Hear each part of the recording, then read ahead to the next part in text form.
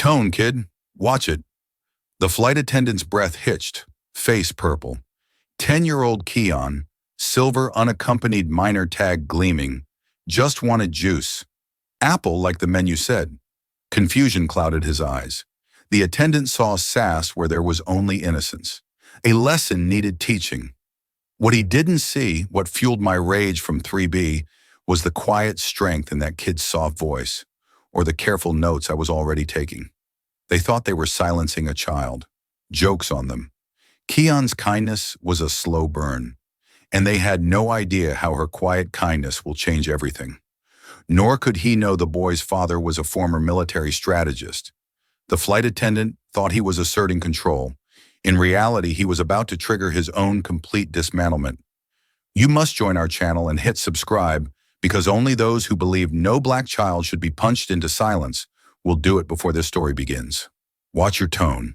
Clark Denham muttered, his voice low and sharp. The sentence cut through the calm hum of the airplane cabin like a sudden crack of thunder. Keon Hart, just 10 years old, blinked up at the towering flight attendant, confusion flickering in his wide brown eyes. He hadn't meant to be disrespectful. He was just reading from the menu. The apple juice was listed right there in clean, bold letters. He hadn't raised his voice, hadn't demanded anything. He just asked politely. "I wasn't being rude," he replied softly. And with those words, everything changed. Clark's jaw twitched. He stood rigid, his arms stiff at his sides, fingers flexing slightly. Around them, the priority cabin of Flight 2703 remained still. Passengers were settling in overhead compartments, clicking shut, seatbelts tightening. The air carried the faint smell of recycled oxygen, coffee, and jet fuel. But for Keon, the atmosphere felt denser, like the gravity around him had just shifted. He was still trying to make sense of what had just happened. He'd boarded with a silver unaccompanied minor tag hanging from a thin chain around his neck, his hands carefully gripping the edges of his backpack. A gate agent had smiled and directed him to seat 2B, a cushioned window seat in the priority cabin, clearly meant for business travelers, not 10-year-olds. But no one had questioned it. Not at first. Not until Clark Denham spotted him stepping into the section like he didn't belong there. Clark had watched the boy take his seat with a look that was more than just annoyance. It was disdain, the kind that bubbles just beneath the surface of a carefully pressed uniform. Keon hadn't noticed. He'd smiled at the other passengers, tucked his bag beneath the seat, and pulled out the coloring book his dad had packed. His voice had been quiet when he asked for juice, almost shy, and the request was small enough to go unnoticed until Clark snapped back with a gruff, "We're out." That was the moment the mood shifted. Keon had tilted his head slightly and pointed to the laminated menu tucked in the seat pocket. "But the menu says there is," he'd said with genuine innocence. "That's what did it." Now Clark loomed above him like a shadow. The veins in his neck stood out. His eyes narrowed, his lips pressed into a line so tight it was almost invisible. He didn't move yet, but the tension in his body made it feel like a storm was about to hit. Keon's seat suddenly felt too big. The seat belt buckle dug into his side. He wasn't used to this kind of reaction. Adults usually liked him. He was soft-spoken, polite, thoughtful. He followed rules.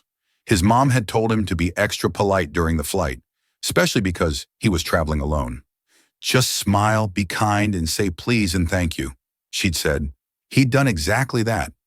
So why did this man look like he wanted to hurt him? Clark stepped forward closer than necessary, blocking the aisle with his body. Another flight attendant passed behind him, a younger man named Tim, but he didn't stop. He barely looked over. Maybe he hadn't heard the tension, or maybe he didn't want to get involved. Keon looked away from Clark's face, glancing toward the seat across the aisle, where a man in a navy blue suit had just opened a tablet and was typing. The man seemed calm, detached, but Keon noticed the slight pause in his fingers, the way his eyes had flicked up briefly toward the interaction.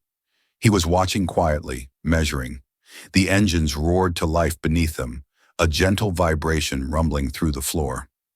The final boarding call had been made, and the aircraft began to push back from the gate. Keon felt a knot form in his stomach, not because of the movement, but because something about the way Clark was looking at him had shifted. The man's eyes had darkened. He wasn't just annoyed anymore. He was angry deeply, strangely, Watch your tone, Clark repeated just loud enough for the words to settle into the air like poison. I wasn't being rude, Keon said again, his voice trembling slightly this time, like a string pulled too tight. He didn't know it yet, but he had just walked into a trap. One carefully laid one designed not for justice or order, but for control, pure and simple. Clark Denham's fist slammed into Keon Hart's face with such brutal speed and force that for a heartbeat time seemed to freeze. The sound of knuckles against bone echoed like a firecracker in the narrow cabin space. The boy's head snapped sideways, jerking violently over the armrest as his small frame crumpled. There was a sickening thud as his temple struck the seat's edge, followed by a sharp metallic clink, the sound of his silver unaccompanied minor tag hitting the tray table.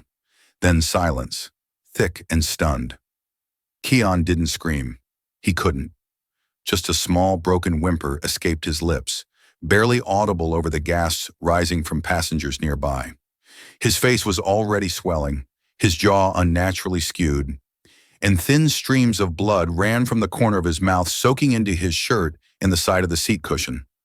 For several long seconds, no one moved. Then came the chaos. A middle-aged man in the row behind leapt to his feet, eyes wide in disbelief. A younger man across the aisle fumbled for his phone, hands trembling.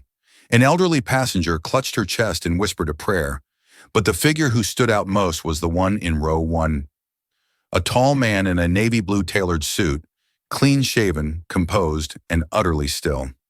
Slowly he rose from his seat. Clark Denham, still standing in the aisle where he had thrown the punch, looked around as if daring someone to challenge him. His square jaw twitched and his fists remained clenched, the tension visible in the seamus of his forearms. He didn't look panicked. He looked justified. He got smart, Clark muttered, glancing over his shoulder, but never meeting anyone's eyes. Disrespect like that earns a lesson. A murmur of disbelief rippled through the cabin. Keon groaned softly, his face resting on the edge of the armrest, breath hitching in shallow bursts. The bright cabin lights above caught the shimmer of blood smeared across his cheek. A few seats down, a teenage boy reached for the call button, repeatedly, his voice cracking as he called for help. Clark turned sharply at the sound. Behind him, a young male flight attendant, barely older than 20, stood frozen near the galley curtain, his hand halfway to his radio. He stared at Clark as if trying to determine whether he was looking at a colleague or a threat. Call medical, the suited man in row 1A said firmly without raising his voice. Now the young attendant jumped, nodded quickly, and slipped behind the curtain. A soft click followed as the intercom was engaged. In the silence that followed, even the overhead engines felt quieter. Clark's breathing had grown shallow, the kind that signaled an adrenaline high. He glanced at the man in the suit, who was now stepping into the aisle. The two locked eyes. For a moment, it was as if the other passengers disappeared entirely. The suited man's expression was unreadable, calm, measured, but with a glint of something sharper behind his eyes. Authority, the kind that didn't come from a uniform. Clark's jaw twitched again, his posture stiffening. I said he got smart. He repeated louder now, as if saying it again would make it true. You all saw it. He talked back. No one responded. The man in the suit took another slow step forward. His shoes made a soft tap against the cabin floor. And you decided that justified violence? He asked quietly, the question hanging in the air, like a dropped blade. Clark's eyes narrowed, the heat in his face returning. Don't twist it. He disrespected me. I gave him a warning. The suited man glanced down at Keon's slumped body. The boy hadn't moved. He's a child, the man said now, standing just a few feet away. You struck a child. Clark's lips curled slightly defensive. You don't know what happened. You weren't close enough to hear. The man lifted his left hand, revealing a silver boarding pass still clutched in his fingers. I was in row 1A. I heard everything. Clark opened his mouth, then hesitated. A flicker of recognition passed through his eyes, but he buried it quickly. The curtain parted again as the young flight attendant reappeared, his voice shaking. Medical team's meeting us at the gate, he said. They're bringing a stretcher. A wave of tension rippled through the passengers. A few began murmuring, shifting uncomfortably in their seats. One man pulled out his phone and began recording, tilting the lens just enough to catch both Clark and the suited man in the frame. Clark noticed his face twitching again. "Don't record me," he snapped, but the phone stayed up. The suited man ignored the outburst and turned slightly, addressing the rest of the cabin. "I need you all to stay calm. Remain in your seats. Medical will be here shortly." Lark, fists still clenched, took a step backward toward the galley. "What's your name?" the suited man asked. Clark paused. "I asked you a question." The flight attendant clearly rattled, looked from one man to the other. Clark Clark muttered reluctantly. The suited man nodded once, then lowered his voice. "Mr. Denham, you've just made a very serious mistake." The wheels of Flight 2703 screeched against the tarmac as the aircraft came to a smooth but urgent stop at Skyland International Airport. Outside the windows, emergency vehicles stood waiting, red and blue lights flashing in rhythmic pulses across the cabin walls. The atmosphere inside the plane was heavy with unease. No one spoke above a whisper. A child had been attacked, and now the consequences had landed both literally and figuratively. Two paramedics in Navy uniforms rushed up the jet bridge the moment the cabin door opened. One carried a collapsible stretcher, the other a medical bag, his face unreadable behind the steady professionalism of someone trained for trauma. A young male flight officer guided them forward, quickly gesturing towards seat 2B, where Keon Hart lay slumped sideways, his face pale and lips trembling. Blood had dried along the side of his chin, and his shirt was stiff where it had soaked into the collar. Keon didn't cry. He hadn't since the initial blow. His body remained still, except for the occasional flinch when movement jostled his jaw. One of the paramedics knelt beside him, speaking softly. "Can you hear me, buddy?" "Nod if you can hear me." Keon's eyes fluttered open. He gave the faintest nod. Behind them, the cabin was frozen in a collective hush. Passengers leaned just slightly over armrests, watching but not daring to speak. The suited man from seat 1A, tall, composed, eyes sharp behind wire-rimmed glasses, stood up slowly. He hadn't moved since the assault only watched, but now something had shifted in him. He smoothed down his tie and stepped into the aisle. At the front of the plane near the emergency exit, Clark Denham stood with his arms crossed, shoulders squared, as if he were the one needing reassurance. His lips were pressed into a straight line, and he spoke in low tones to a gate officer who had just boarded. "The kid got too close," Clark said, nodding toward the back. Dave his arms knocked a drink tray. "He startled me. I reacted. It wasn't intentional." The officer scribbled on a notepad, glancing nervously toward the commotion. "And you struck him in the face." "I defended myself," Clark replied quickly, his tone curt. "He got aggressive." The officer looked uncomfortable. "He's 10. Clark's jaw tightened, but before he could speak again, the man from 1A stepped forward, card in hand. His voice was calm, but it cut through the noise like a blade. "Judge Marcel Durham, 5th Circuit Court." The officer's eyes widened. He took the card with both hands, quickly reading the embossed lettering. "Sir, you witnessed the incident." "I was seated directly across from the boy," Judge Durham replied evenly. There was no threat. There was no aggression. Just a quiet child who asked for apple juice and was assaulted without cause. Clark's face shifted for the first time, not to remorse, but to recognition. He opened his mouth, but whatever he planned to say died in his throat. The gate officer stepped back and signaled a nearby crewman who immediately called in additional security. The decision had been made. Clark Denham was no longer explaining. He was being questioned. "Mr. Denham," the officer said, voice firmer, "now you'll need to come with us to the interview room. Please don't speak to anyone else until we've reviewed witness statements." Clark looked around at the passengers watching him at the camera phones now being raised with quiet deliberation. The confident posture drained from his frame as two airport security guards approached. He raised his hands instinctively. "This is a mistake," but no one replied. In the background, the paramedics gently transferred Keon to the stretcher. He whimpered once, a sound more of discomfort than fear, and clutched the blanket they placed over him. The straps were fastened. A neck brace was secured. The lead medic whispered something into his radio before nodding at the captain. The pilot who had remained in the cockpit during the ordeal now stepped into the cabin and took the intercom. His voice echoed overhead. "Ladies and gentlemen, on behalf of Skyreach Airlines, We extend our sincere apologies for the events that have occurred. Medical staff are attending the injured passenger. Please remain seated until we've received clearance to deboard. Passengers exchange glances. No one angry, just as stunned.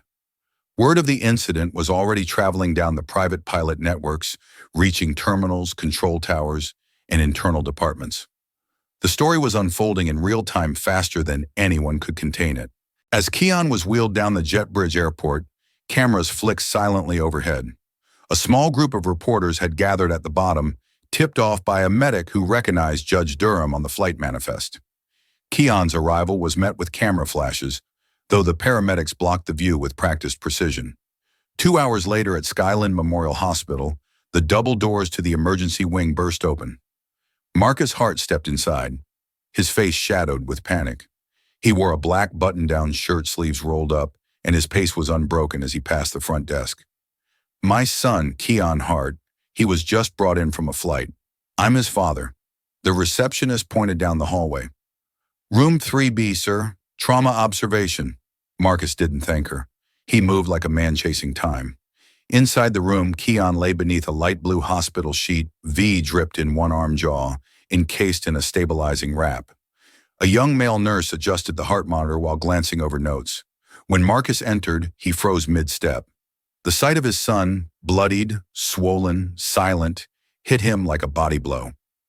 He walked to the bedside, slow, now hand trembling slightly as he reached for Keon's. The boy stirred at his presence, but couldn't speak. Marcus didn't cry. He didn't rage.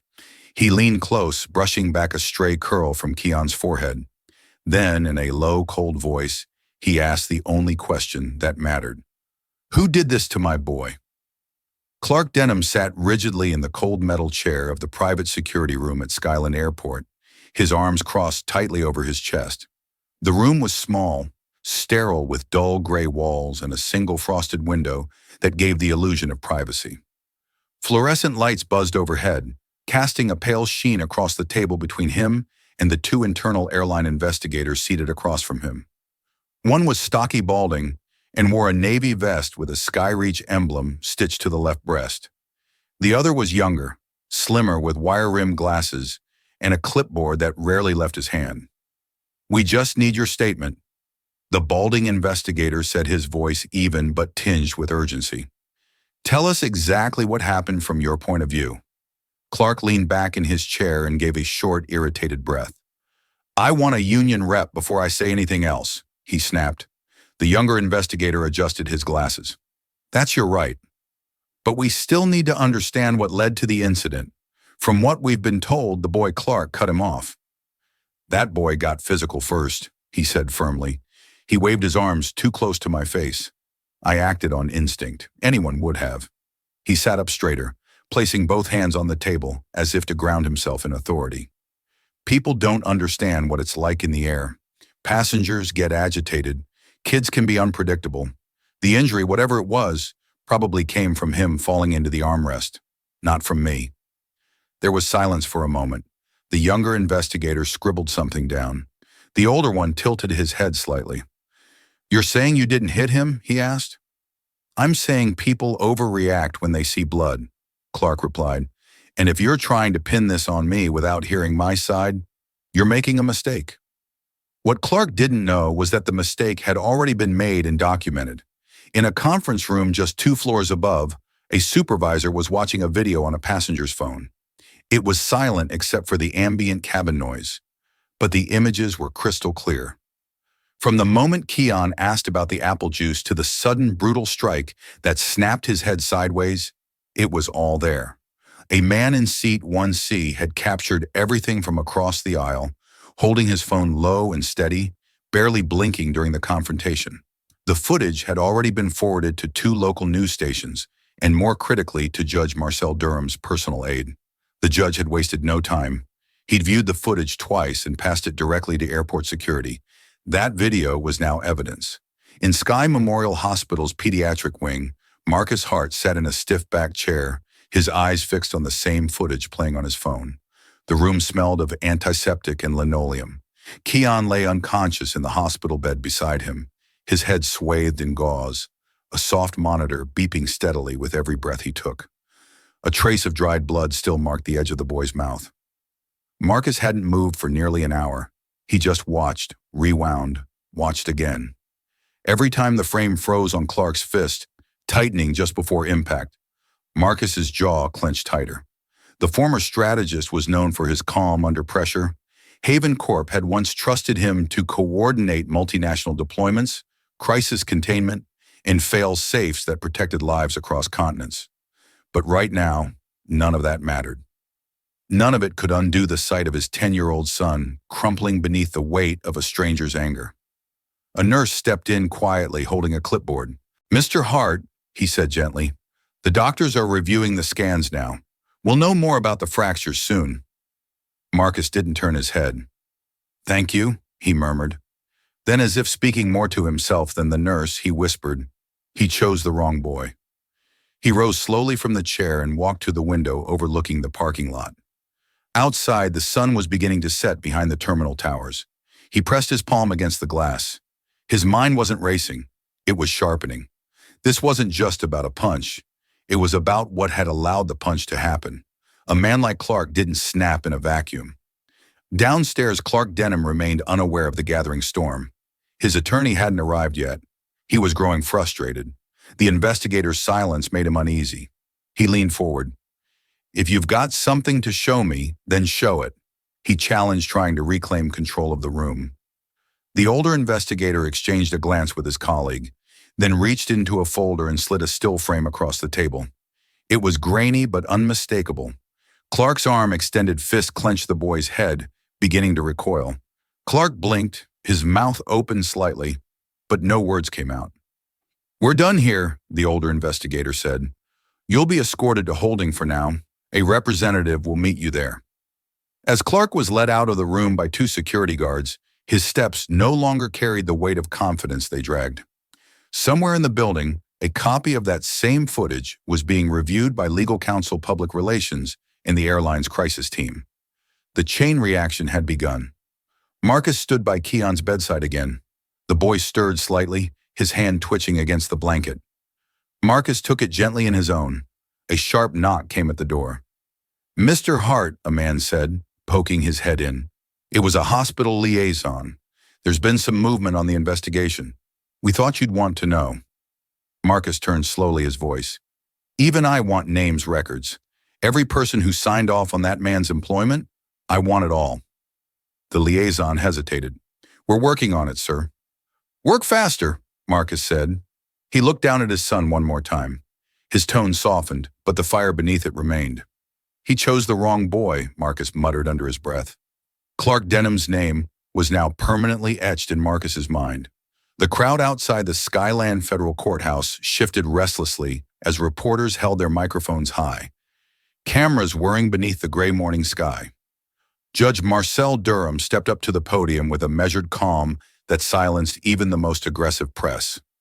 Dressed in his signature dark overcoat, he looked like a man used to bearing storms and controlling them. This morning he began, voice slow and unwavering. "I want to speak not just as a federal judge, but as a witness. What I saw on Flight 273 was not confusion or misunderstanding. It was violence, and no child deserves that kind of brutality, especially from someone trusted to care for them." The words hung in the air. Flashbulbs popped.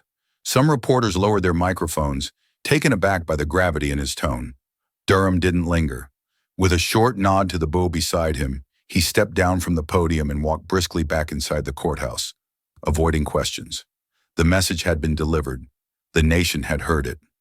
Meanwhile, across the city, in a private law office on the 27th floor of the Garwin building, Clark Denham sat stiffly at a glass table beside his attorney. The air inside the room was sterile cold, the walls lined with legal texts and past victories framed in brass. Grant Maruro, a silver-haired defense attorney with a reputation for extending trials until they fizzled, leaned back in his chair, studying his client through narrowed eyes. "They're going to come hard," Grant said, "but that's just noise. What matters is what we put on record. You were provoked. You felt threatened. You acted on instinct. That's our story, and we're sticking to it." Clark's jaw tightened. It was just one punch, he muttered, his voice clipped. The kid wouldn't let it go. He kept pushing. Don't say that to anyone else, Grant snapped, pointing a finger.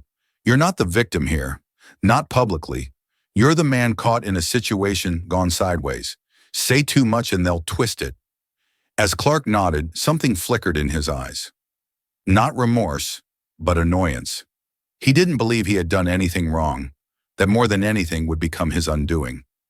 At that same moment, Marcus Hart sat in a quiet corner booth of a diner on the east side of Skyland. His laptop opened a half-finished cup of black coffee in front of him. The morning sunlight filtered through dusty blinds, drawing faint golden lines across his weathered face. Two men slid into the booth across from him. Caleb Rohr and Lionel Sims, both former engineers he had worked with during his years consulting for Arison Systems. Marcus didn't greet them with small talk. Instead, he turned the screen toward them. This is what we know so far, he said. Lines of text scrolled across a shared document, passenger testimonies, dated internal reports, excerpts from email scrubbed of corporate signatures. Marcus tapped a highlighted section. Here, passenger complaint. 18 months ago, Clark was reported for yelling at a boy with special needs, filed under internal conduct review, then erased 2 weeks later. Caleb leaned in. We saw these patterns before, he said grimly. Remember Klein Rogers Security? They used the same tactic. Flag incidents just enough to be seen, then bury them quietly, Lionel added. And it's not just deleted reports. Look here. Flagged crew memos rewritten to sound like minor misunderstandings. If we cross-check timestamps, we might be able to recover the original versions from the data cache. Marcus's fingers flew over the keyboard, eyes sharp with focus. The fury he'd felt in that hospital room was still there, but now it was channeled, calculated. He wasn't swinging wildly. He was aiming precisely. They worked for hours, their conversation low but urgent. They cataloged 6 distinct reports involving Clark Denham, each dismissed, rewarded, or outright removed from Skyreach's official logs.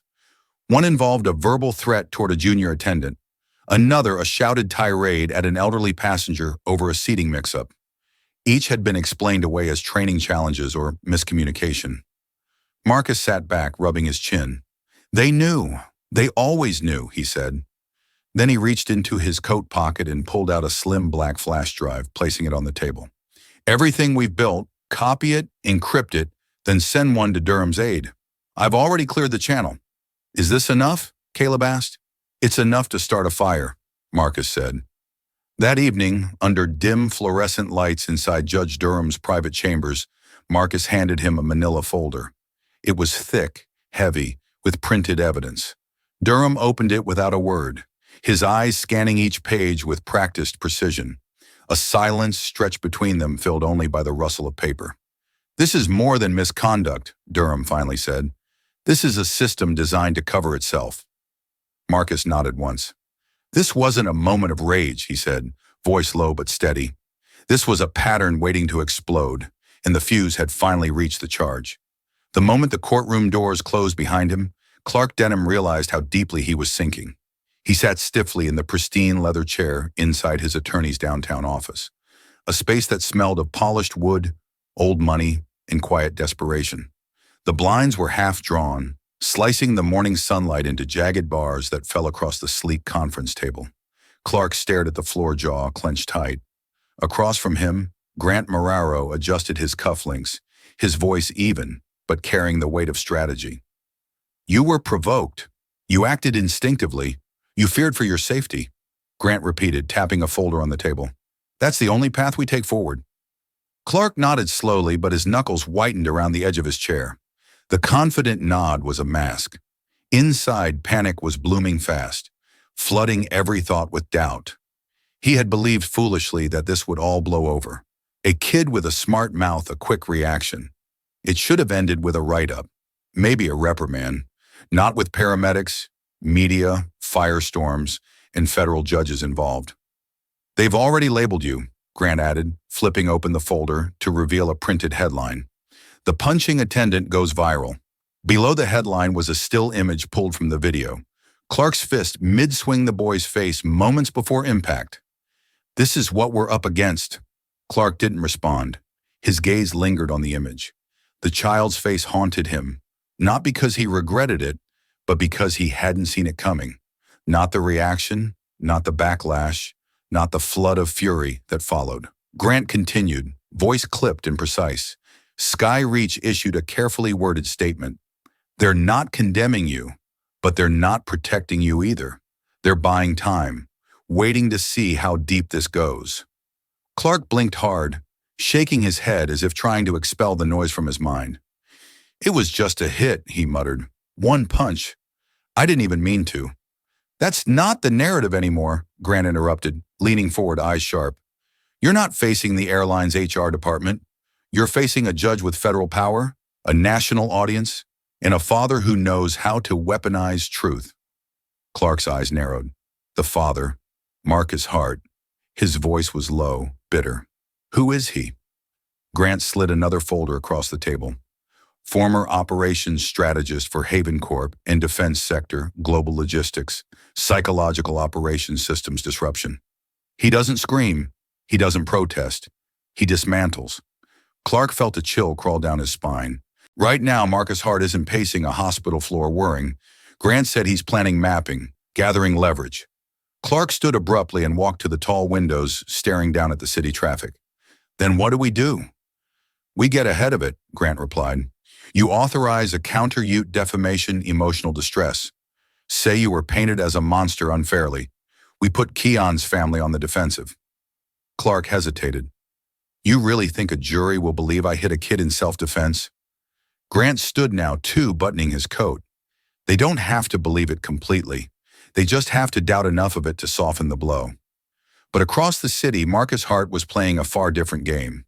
In a dimly lit cafe tucked behind a publishing office, Marcus sat with a former colleague, a data analyst from their think tank days, sliding a flash drive across the table.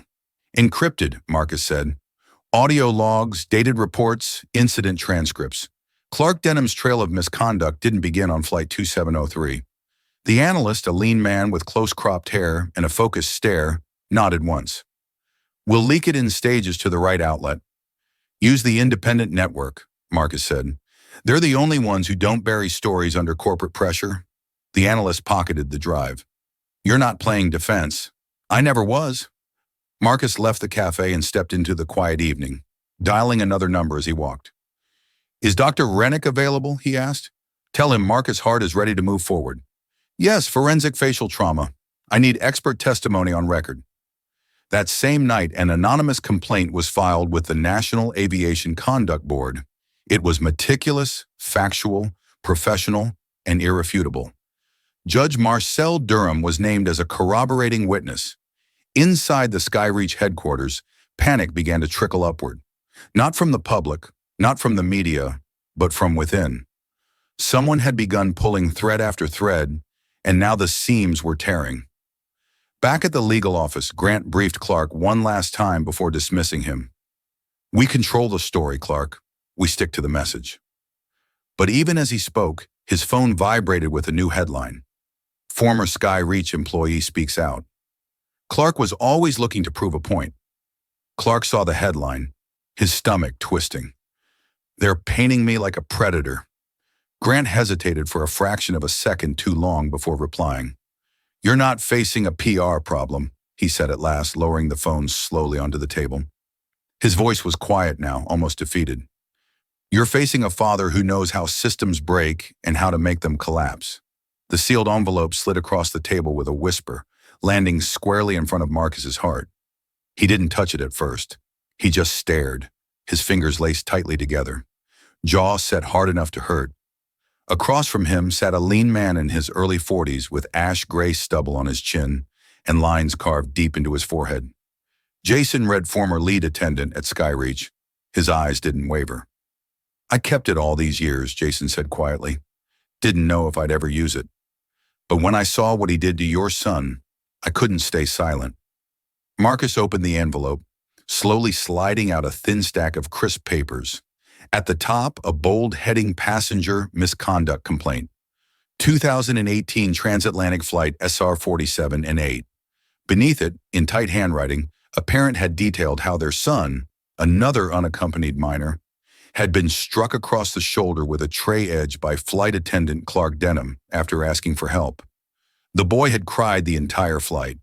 The complaint had signatures, timestamps, and even a crew roster. It was all there, but Marcus had been in enough boardrooms to know what else it was. Dangerous. This wasn't filed with HR, he muttered, flipping through the pages.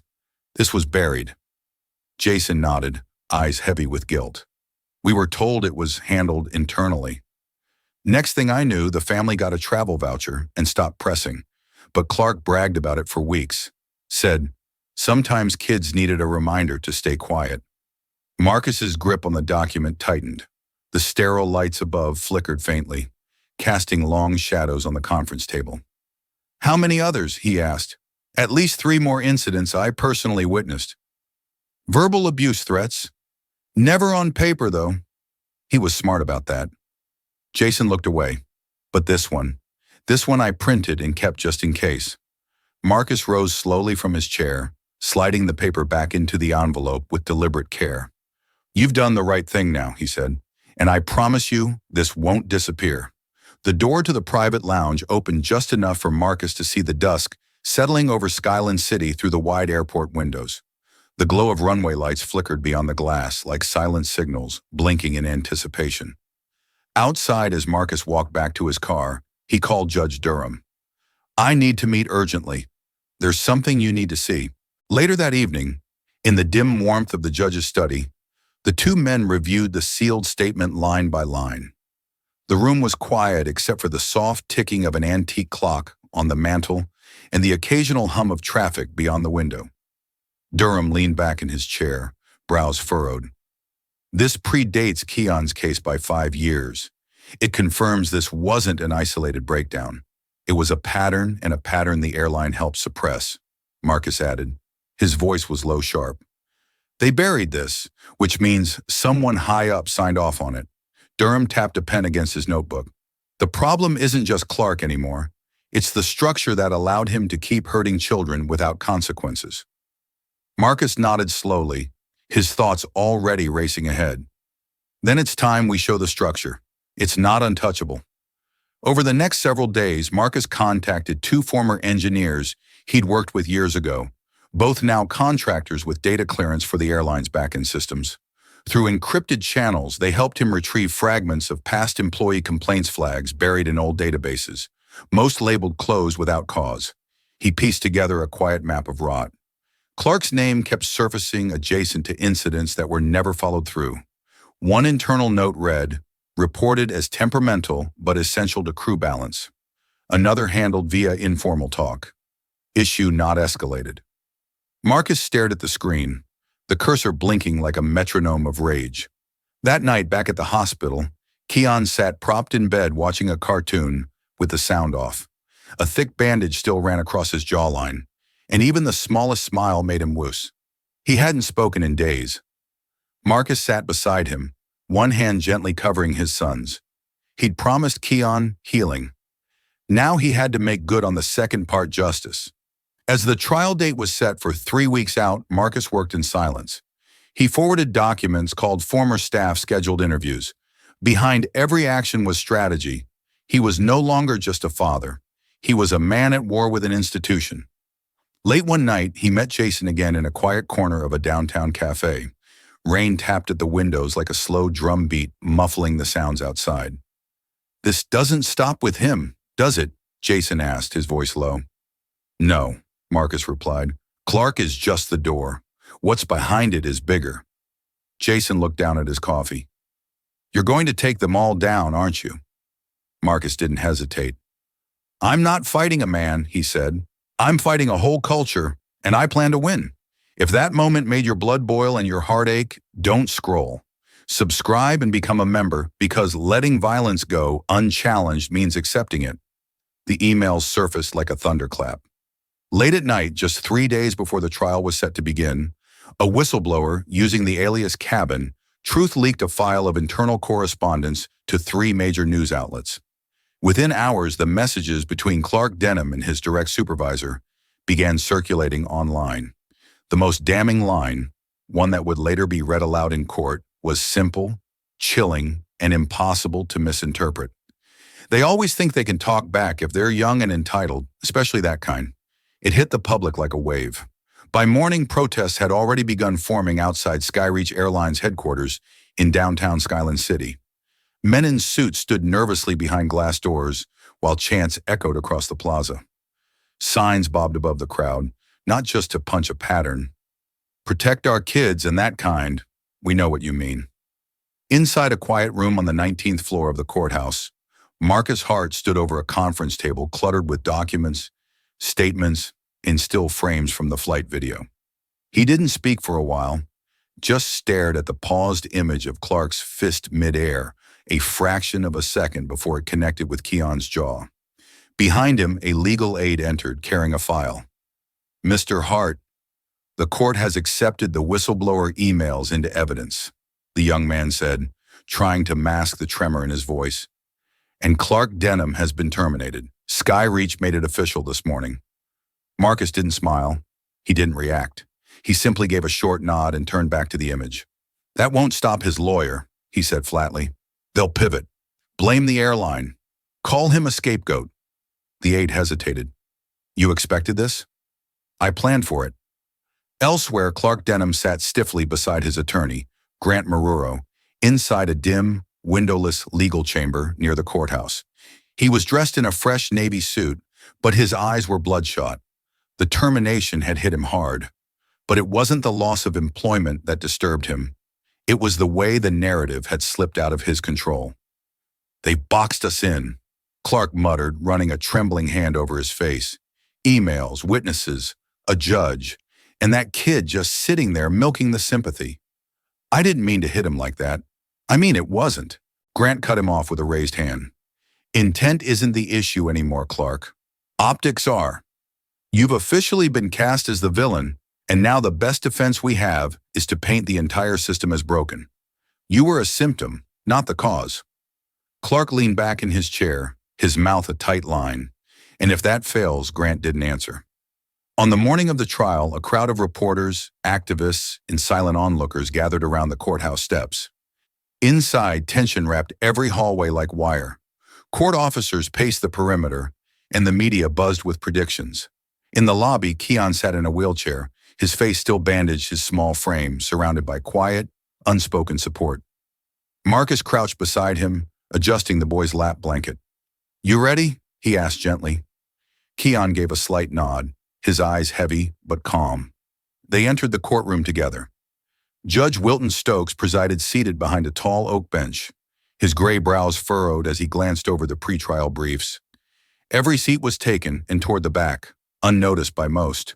Judge Marcel Durham sat in plain clothes. Expression, unreadable arms crossed over his chest. The prosecutor began without ceremony. "We intend to show this court that the injury to Keon Hart was not only deliberate, but predictable based on the defendant's own words and actions." He lifted a tablet and connected it to the screen. The video began to play. The cabin lights flickered on. Keon asked for juice. Clark responded curtly. The second request, the answer sharpens. Then frame by frame, Clark's posture shifts. His shoulder tenses, his hand tightens. The punch lands.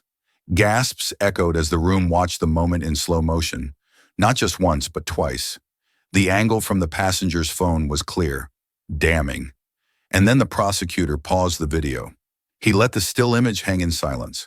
A child mid-flinch, frozen in pain blood, just beginning to spatter his shirt collar. This, he said, stepping forward, his voice low and firm, was not an accident. It was a decision. "Your Honor, the defense calls Dr. Leonard Bryce to the stand."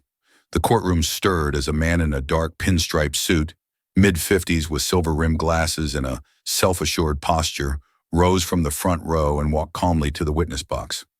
Dr. Bryce was a body language expert, a former behavioral analyst with years of experience interpreting human movement.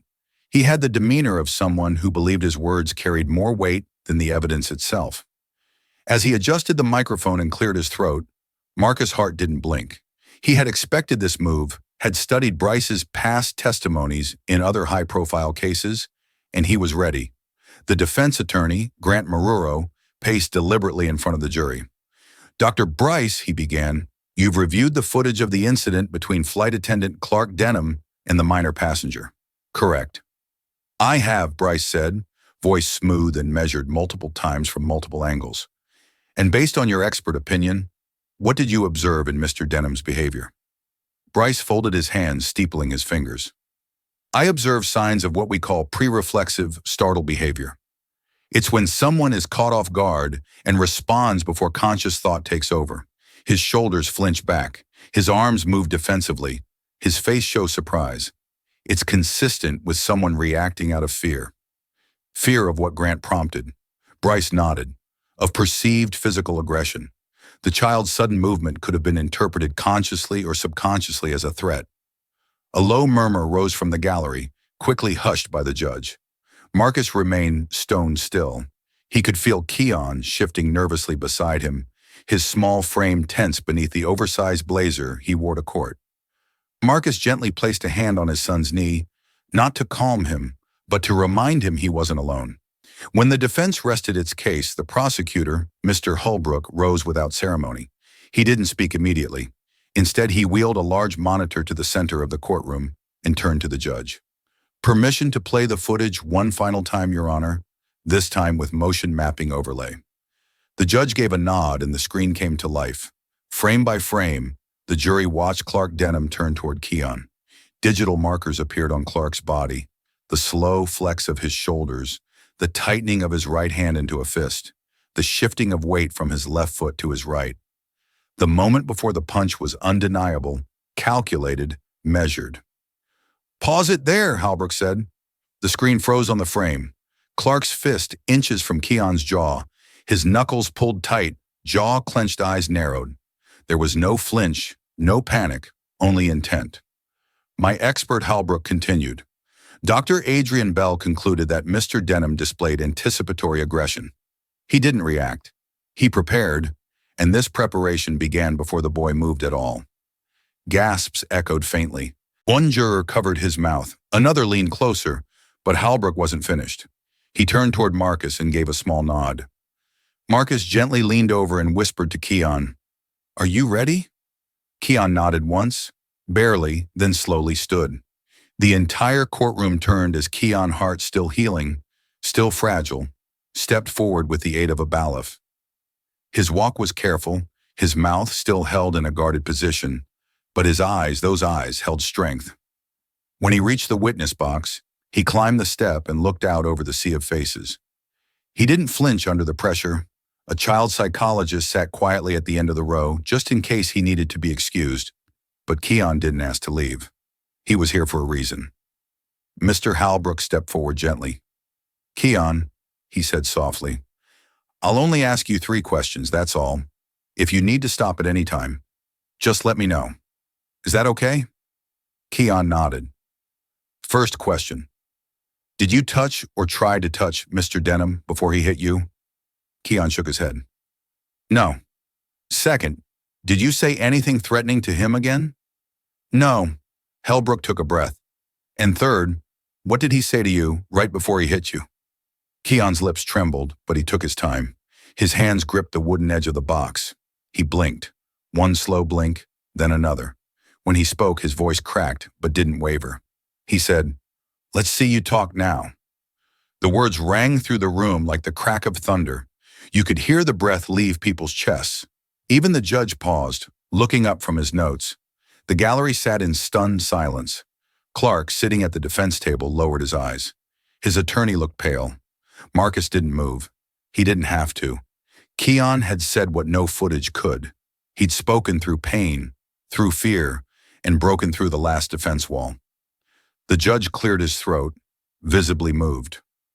That will be all for today. Court was adjourned until the following morning.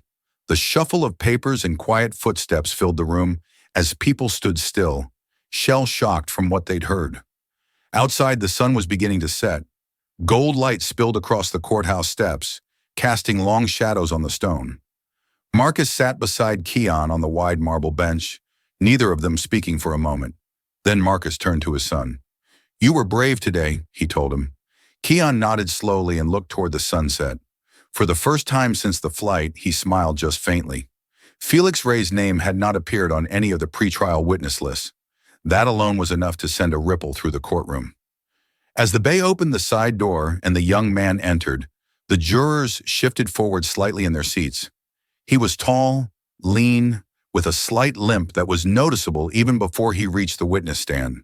Every step seemed weighted, not just by injury, but by memory. Marcus watched him closely from the plaintiff's table, his fingers laced tightly together. Keon sat beside him, expression unreadable, though his eyes flicked to Felix with quiet curiosity. There was something different in the air now, something that even Clark's legal team seemed to sense. Grant Morrow, Clark's attorney, leaned in to whisper sharply to his junior associate. Clearly caught off guard, the judge raised an eyebrow. "Mr. Hart, please explain the relevance of this witness." Marcus stood slowly, voice calm. "Your Honor, Felix Ray is prepared to testify to a pattern of behavior by the defendant. Behavior that echoes the assault we're here to address." The judge studied Felix for a moment, then nodded. "Proceed." Felix took his seat, adjusted the microphone, and looked out at the courtroom, not with fear, but a kind of practiced resolve. "My name is Felix Ray. I'm 19 years old now, but when I was 14, I flew alone from Redwood Bay to Briar Glen. It was a Sky Reach flight. Clark Denham was the attending crew in my section. Do you recall anything unusual during that flight?" the prosecutor asked. Felix nodded. "Yes, I had trouble lifting my carry-on bag into the overhead compartment. I asked for help." His voice didn't tremble. If anything, it seemed to sharpen with each word. "Clark came over, looked me up and down, and said, 'You should learn to handle your own weight. You want to be a man. Act like one.' I tried again, but the bag slipped. He stepped forward, grabbed my shoulder, and shoved me down into my seat. My leg hit the metal armrest hard. He paused slowly, pulling up the cuff of his pant leg. A long, jagged scar ran from his knee to his shin. Audible gasps filled the courtroom. Marcus didn't move, but his jaw tensed. From the corner of his eye, he saw Keon's small hand move, resting gently on his. "Did you report this incident?" the prosecutor asked. Felix gave a bitter half-smile. "I did. My father filed a complaint. We even sent pictures of my leg, but weeks passed and we heard nothing. When he followed up, they said there was no record of the report. We dropped it. What else could we do?" The silence that followed was heavy, filled with the weight of disbelief and the uncomfortable recognition that this story had echoes. Grant Maruro stood clearing his throat.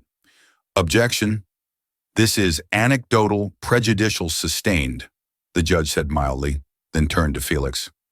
"Mr. Ray, your testimony is only admissible insofar as it relates to a behavioral pattern that could inform the jury's understanding of this case. Please limit your remarks accordingly." Felix nodded. "Understood, Your Honor." The prosecutor leaned in again. "Felix, can you describe Clark Denham's tone when he said those things to you?" "Demeaning, like I wasn't worth his time. Like I was a problem, not a person." Across the courtroom, Clark sat stone-faced. But Marcus noticed the twitch in his jaw, the restless movement in his foot. The defense hadn't expected this. They were losing control of the narrative, and they knew it. After Felix stepped down, Marcus took a long breath. He hadn't told anyone, not even Judge Durham, about bringing Felix in. He'd found him through a sealed complaint archived in a forgotten employee inbox, accessed only through a contact buried deep within Skyreach's former HR system. It had been a gamble, but one he'd been willing to take. When the courtroom settled, the prosecutor stepped forward for closing arguments. This case, he began pacing slowly, before the jury, has never just been about a punch. It's about a man entrusted with the care of the vulnerable, a man who used that power not to protect, but to harm, and not just once, not just by accident. We've seen that this was a pattern ignored, buried, and now finally brought into the light. He stopped in front of the screen where the paused image of Keon's injury, mid-frame, mid-impact, still hung like a frozen truth. "The people we entrust with power," he said, "must be held to account when they use it to silence the smallest voices among us." The courtroom door swung open with a heavy groan, and silence fell as the jury filed in. 12 expressions carved from stone took their seats, avoiding eye contact with either side. The foreman, a stern-faced man in his 50s, stood and cleared his throat. We, the jury, find the defendant, Clark Denham, guilty on all charges, aggravated assault of a minor abuse of authority in a custodial setting, and infliction of intentional harm. A gasp rippled through the gallery, then silence. Clark's shoulders sagged. His attorney, Grant Moraro, placed a hand on his client's arm, but Clark didn't look up. His jaw twitched a subtle signal of suppressed fury. The judge tapped his gavel once and spoke evenly. Sentencing will be held in 48 hours, pending review of newly submitted corporate evidence tied to the case. Court is adjourned. The sound of the gavel echoed like a gunshot through the room as Clark was led out of the courtroom, flanked by 2 U.S. Marshals' cameras flashed from the press section. Reporters shouted over one another, their voices bouncing off the marble walls. "Mr. Denham, do you regret your actions? Was it really self-defense? What do you say to the family?" Clark kept his head low, his eyes fixed on the tile floor. But beneath that mask of silence, something hardened. Rage, perhaps, or shame, maybe both. But outside the courtroom, the real reckoning had already begun. Marcus Hart stood with Judge Marcel Durham and Jason Redd in a quiet side hallway of the federal building. The walls here were bare, unadorned, and the air buzzed with the low hum of fluorescent lights. The 3 men looked as if they belonged in different worlds. Marcus in his gray tactical cut suit, Jason in a plain navy jacket with a frayed hem, and Durham in his immaculate black robe removed only moments earlier. Marcus held a manila envelope tight against his side. Inside were transcripts, timelines, and a list of whistleblowers who had remained silent for too long. He looked to the judge. "You're sure they'll listen?" Durham's voice was calm but firm. "They're already listening." "We speak in 20 minutes. The federal subcommittee hearing on aviation safety and employee conduct convened in a restricted conference room 2 floors above the courtroom. No cameras, no reporters, just 12 lawmakers and a long polished table where Marcus Durham and Jason now sat beneath the seal of the Department of Transportation. Representative Alan Brenner, chairing the session, adjusted his microphone. "We've reviewed the footage and the trial record, but we're particularly interested in your findings, those not admitted during the public proceedings." Marcus leaned forward. His voice was level, but there was weight behind every word. This wasn't just one flight attendant losing his temper. This was years of buried reports, internal silencing, and corporate negligence. "We brought proof." He passed the envelope down the table. One by one, the committee members began to read. 4 internal complaints each with names, dates, witness summaries. None had ever reached upper management. One had even been marked resolved after a settlement, though no settlement was ever issued. "The patterns were clear," Jason added quietly. "I signed off on one of those files under pressure. I was told it was handled in-house. I carried that for years." Durham followed his tone, now judicial. "Skyreach had a policy of shielding employees like Clark Denham under the guise of performance protection that created a culture of impunity. The next 2 hours unfolded like a controlled demolition. Each piece of evidence, each sworn statement chipped away at the airline's carefully curated image. The turning point came when Marcus read aloud a line from an internal memo he had retrieved. "Avoid escalating passenger complaints related to legacy crew, especially if they involve minors. They're unreliable witnesses." By the time the hearing adjourned, the air in the room had changed. Tension had turned into quiet determination. The subcommittee chair stood and addressed the room. "We'll be issuing a recommendation for immediate federal oversight into employee conduct protocols at Skyreach. This pattern cannot be ignored." The statement reached the press before Clark's prison van had even left the courthouse. Within 3 hours, Skyreach's CEO, Leonard Graves, held a brief stammering press conference. "In light of recent revelations, I'm stepping down effective immediately." No questions were taken. That same day, a national audit was announced. All major U.S. carriers would be reviewed for their handling of passenger complaints, particularly those involving children and disabled individuals. Skyreach's stock plunged by 11% in a single afternoon, but Marcus didn't flinch. He was sitting quietly in the courthouse atrium as the reports rolled in. Keon sat beside him in his navy hoodie legs tucked under the bench. The boy still didn't talk much in public, but he watched the scrolling headlines on Marcus's phone with careful eyes. When Marcus locked the screen, Keon shifted closer. Marcus looked down at his son and smiled faintly. The noise of the day, the media frenzy, the hearings, the resignations, it all quieted in that moment. Keon leaned his head on his father's shoulder. The warmth was gentle, trusting. "Thank you," he whispered. The courtroom was heavy with silence as the judge returned to the bench. Clark Denham stood between his two attorneys, his face pale and unreadable. The tension had mounted over the past hour, every breath from the gallery held in anticipation. The jury's verdict had come swiftly, but this moment's sentencing was the reckoning. "Mr. Denham," the judge began, his voice firm and echoing across the room. "This court finds it especially disturbing that the victim in this case was not only defenseless but placed under your supervision for protection. You failed that duty in the most violent way possible." Clark didn't flinch. He stood stiffly, eyes fixed on the judge's chest rather than his face. There was no apology, no plea, just silence, like he believed it might somehow lessen the weight of the decision. "You are hereby sentenced to 9 years in federal prison," the judge concluded. Without the possibility of early parole, a few murmurs rippled through the courtroom. Reporters shifted in their seats. Some scribbled notes while others typed furiously on tablets. Clark's lawyer, Grant Maruro, leaned in to whisper something, but Clark didn't respond. His posture slumped just slightly, as if the words had knocked the air out of him, not from surprise but from reality. Finally settling in, the courtroom guards approached. One clipped the handcuffs onto Clark's wrist with practiced precision. As they turned him to escort him away, a journalist called out, "Do you have anything to say to Keon Hart?" But Clark kept his eyes on the floor and his mouth shut, disappearing behind the side door with nothing left to offer. The hallway outside was a wall of flash bulbs and microphones, but the noise didn't reach Marcus Hart. He sat quietly beside Keon, who remained in his wheelchair, his jaw still slightly bandaged. They didn't speak. They didn't need to.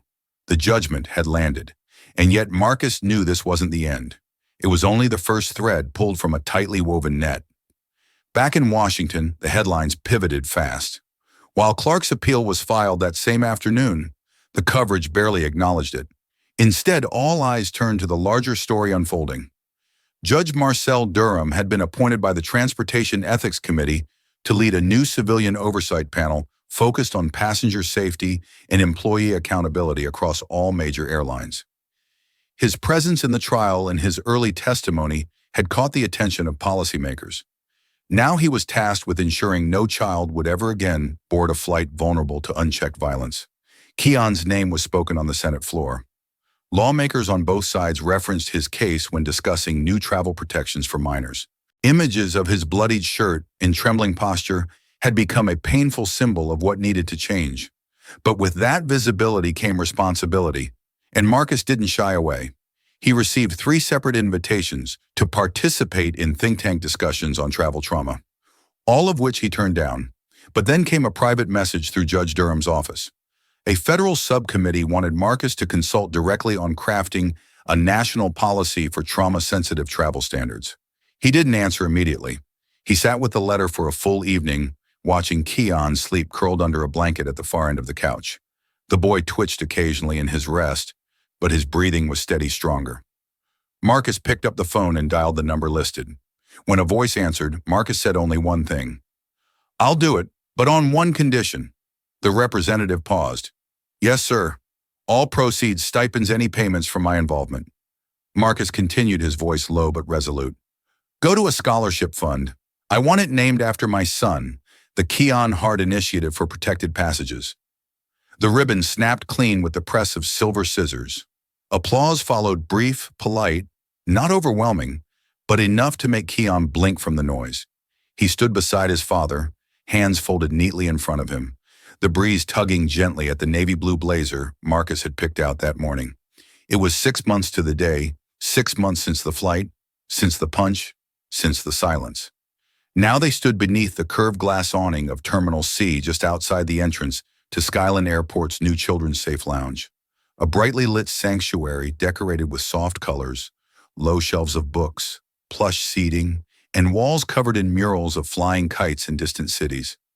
The space looked nothing like the cold, sterile gates that Keon remembered from that day. That was the point. This wasn't just a waiting area, it was a promise. The crowd began to thin as media crews packed up and airport staff resumed their duties. A few reporters lingered near the podium, but the attention had shifted. The cameras weren't on Keon anymore, and that somehow made it easier for him to breathe. "Want to see inside?" Marcus asked quietly, tilting his head toward the glass doors.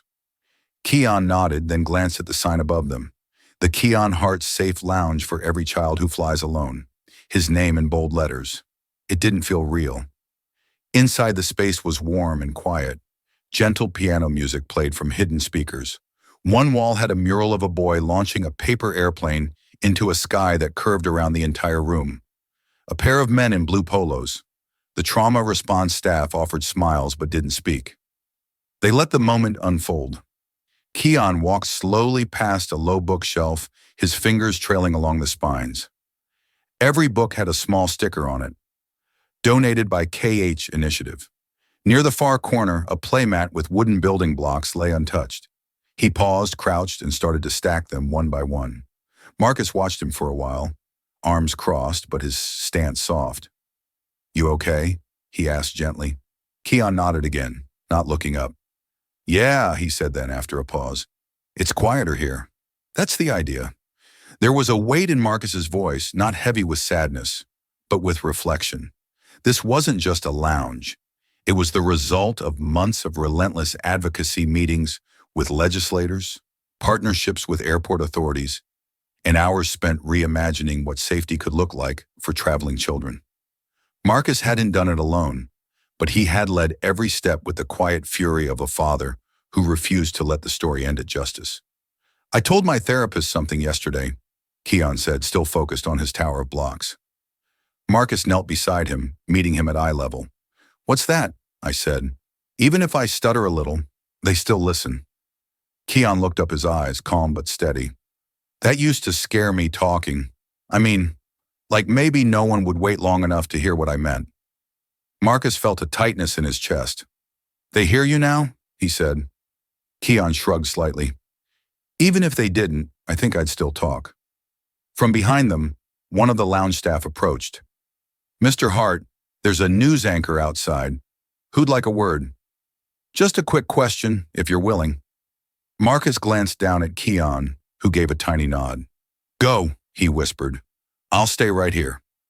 Out by the terminal gates, a reporter waited beneath a boom mic, her notepad tucked beneath her arm. The camera crew wasn't rolling. It wasn't that kind of interview, just a quote, a headline. But Marcus took a breath before speaking. "How does it feel?" the reporter asked. "To see justice done?" He looked back through the glass where Keon now sat cross-legged on the playmat, quietly showing another boy how to balance blocks without them falling. No one told them what to say. No one directed them. It was just two kids being kids in a place that promised to protect them. Marcus turned back to the reporter. "Justice is never finished," he said, "but sometimes it starts with a boy who wasn't afraid to speak up." Keon stood beneath the soft glow of the overhead lights in Skyland Airport's newly built Safe Passages lounge, gripping the edges of a small note card with both hands. His heart pounded, not from fear, but from the gravity of what this moment meant. In front of him, rows of children sat cross-legged on a brightly patterned rug, their eyes wide with curiosity and quiet respect. Some wore tags that read unaccompanied minor, just like the one he used to wear. Behind them stood staff members, airport officials, and a handful of carefully invited guests, men who had watched his journey unfold and some who had helped shape it. He cleared his throat, his voice still slightly raspy from recovery, and began to read. "I was hurt on a plane," he said slowly, each word deliberate, each syllable precise. A hush fell over the room. "But I am not just a victim." He paused, his eyes scanning the room. His gaze landed on his father, Marcus, sitting in the front row. Marcus nodded just once, firm and calm, giving Keon the silent strength to keep going. "I'm still flying," Keon continued, "and I want all of you to know that even when adults get it wrong, there are others who will fight to make it right." His hand trembled slightly, but his voice didn't break. As he lowered the card, a round of gentle applause rose from the audience. Not loud, not forced, just enough to echo a shared recognition of his courage. Marcus rose slowly to his feet, his eyes glassy, but his smile unwavering. Keon met his gaze, and for a brief second, it felt like the chaos of the past year had folded into something quiet, something steady. Standing a few steps behind the crowd were two men, Judge Marcel Durham and Jason Red, the former in a crisp gray suit, the latter in a simple collared shirt sleeves rolled up. They exchanged a glance, then turned their attention back to Keon, their expressions unreadable, but full of meaning. Both of them had seen what unchecked authority could do. Both of them had chosen in different ways to stop it. As the session wrapped, Keon stepped down from the small platform and was immediately greeted by several younger boys asking timid questions. "Were you scared? Did it hurt? What did they do after?" Keon answered with short but honest replies, careful not to scare them, but also not to soften the truth. The lounge, painted in bright colors with soft blue accents and decorated with flight-themed murals, felt like a safe space for the first time. An airport administrator approached Marcus quietly. "Your son," he said, nodding toward Keon. "He's stronger than most men I've met." Marcus didn't answer right away. He was watching Keon speak with a boy no older than 7, showing him the safest way to wear a seatbelt. "He shouldn't have had to be," Marcus finally replied. "But I'm proud that he is." The administrator left, and Marcus stepped forward to place a hand on Keon's shoulder. "Ready to go home?" Keon nodded, slipping the note card into his pocket like a badge. As they walked together through the corridor that led out of the lounge, the sounds of footsteps echoed gently off the tiled floor. The hum of planes outside the glass wall vibrated faintly in the background. Later that night back home, the air was cooler. Keon had taken a shower, changed into his favorite navy hoodie, and crawled into bed. Marcus sat on the edge of the mattress, flipping through a news app, but only half reading. He was still thinking about the workshop, about the way Keon had stood there composed, but unflinching, as if something inside him had fully settled into place. Keon rolled onto his side, watching the shadows dance on the wall. "Dad?" Marcus put the phone down. "Yeah, buddy." Keon's voice was soft but clear. "Do you think he's sorry?" The question hung in the air for a moment, uncomfortable, inevitable. Marcus looked at his son, then toward the ceiling, as if measuring his words. Maybe he said, "But whether he is or not, that's not our burden anymore." Keon nodded and pulled the covers tighter. He didn't have nightmares anymore, just dreams of clouds, wings, and open skies. "I'm not afraid of flying now," he whispered. "Not anymore." He thought no one of power was watching until Justice stood up from row 4. If you stand for dignity, protection, and consequence, hit subscribe and join the channel. Together we rise. Disclaimer: the story you just watched is fictional, created to highlight the brutal consequences of abuse and racial injustice. Its purpose is to inspire conversations about accountability, respect, and the urgent need for fairness and protection in all environments.